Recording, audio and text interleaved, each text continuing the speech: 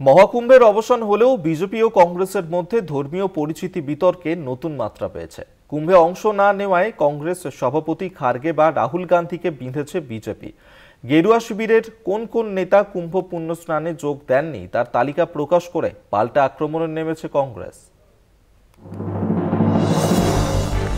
মহাকুম্ভ নিয়ে বিতর্ক আর থামার লক্ষণ নেই। ধর্ম নিয়ে টানাপোড়েনে কংগ্রেস বিজেপির দ্বৈরথ অব্যাহত। ১৪৪ বছর পরে হওয়া প্রয়াগের মহাকুম্ভ তো বটেই, অযোধ্যায় রাম মন্দিরের উদ্বোধনী অনুষ্ঠানে আমন্ত্রণ পেয়েও তা এড়িয়ে গিয়েছেন মল্লিকার্জুন খার্গে রাহুল গান্ধী।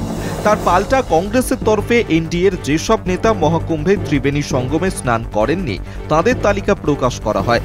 রবিবার গুজরাতের সোমনাথ মন্দিরে পুজো দেন প্রধানমন্ত্রী নরেন্দ্র মোদী। তার জের টেনে রাহুল গান্ধীর পরিবারের হিন্দু অনুরাগ নিয়ে প্রশ্ন তোলে বিজেপি। রাহুল অযোধ্যায় রাম মন্দির উদ্বোধনে গড়হাজির ছিলেন, মহাকুম্ভেও যাননি। সেই প্রসঙ্গ তুলে সোশ্যাল মিডিয়ায় বিজেপির দাবি ভোট ব্যাংক ও তুষ্টিকরণ জারি রাখতে গিয়ে তারা হিন্দু আস্থায় আঘাত করেছে। সোনিয়া, রাহুল ও প্রিয়াঙ্কা গান্ধীর ছবি সহ এই দাবি করেছে বিজেপি। দলের মুখপাত্র প্রদীপ ভান্ডারীর দাবি রাহুলের পরিবার হিন্দু বিরোধী।